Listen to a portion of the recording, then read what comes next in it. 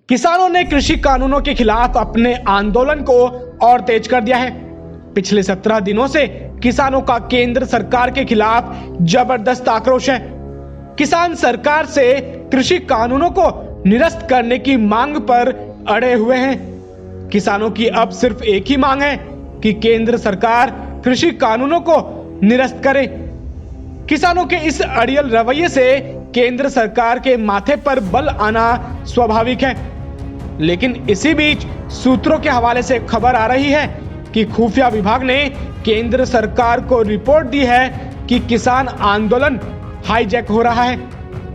बताया जा रहा है कि खुफिया विभाग ने सरकार को रिपोर्ट दी है जिसमें कहा गया है कि किसान आंदोलन पर अल्ट्रा लेफ्ट लीडर्स और वामपंथी उग्रवादियों ने कब्जा कर लिया है। इसके साथ साथ केंद्रीय मंत्रियों ने भी आशंका जताई है कि इस किसान आंदोलन के पीछे किसी न किसी की साजिश है।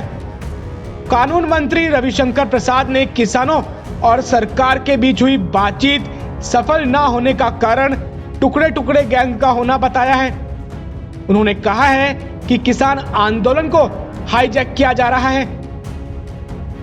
आंदोलनकारियों के हाथों में उमर खालिद, शर्जील इमाम जैसे लोगों की रिहाई की मांग वाले प्लेकार्ड्स होने के पीछे जरूर कोई साजिश है।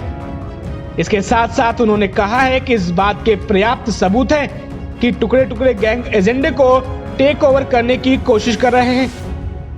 कृषि मंत्री नरेंद्र सिंह तोमर ने भी इस आंदोलन के पीछे असामाजिक तत्वों के होने की आशंका जताई है। उन्होंने कहा है कि किसानों के वेश में असामाजिक तत्व किसान आंदोलन का माहौल बिगाड़ने की साजिश रच रहे हैं। उन्होंने किसानों से अपील की है और कहा है कि किसान भाइयों से आग्रह है कि वो इन असामाजिक तत्वों को प्लेटफॉर्म मुहैया न कराएं। केंद्रीय मंत्री पीयूष गोयल ने इस आंदोलन में लेफ्ट और माओवादी विचारधारा के लोगों के घुसने की बात कही है। उन्होंने कहा है कि एक वर्ग इस आंदोलन में घुस गया है जो लेफ्ट और माओवादी विचारधारा से प्रभावित है और वो नहीं चाहते हैं कि इस समस्या का समाधान हो। वो चाहते हैं कि वार्ता सफल न हो। केंद्रीय मंत्री प्रकाश जावड़ेकर ने भी इस आंदोलन के पीछे देश विरोधी ताकतों को बताया है। उन्होंने कहा है कि सरकार किसान संगठनों से बातचीत के लिए तैयार है।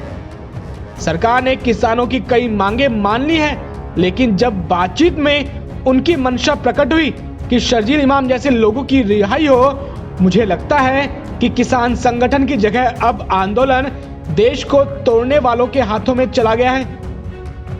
हम आपको बता दें कि 10 दिसंबर को टिकरी बॉर्डर पर किसानों के संगठन भारतीय किसान यूनियन एकता द्वारा आयोजित एक कार्यक्रम में उमर खालिद और शर्जील इमाम के फोटो के पोस्टर्स लगे थे, जिसके बाद इस मामले ने काफी तूल पकड़ लिया है।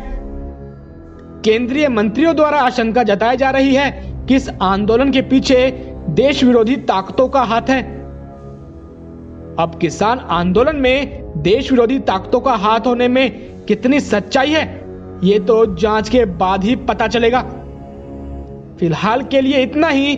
देश दुनिया की तमाम खबरों को जानने के लिए आप देखते रहिए लोक सत्य।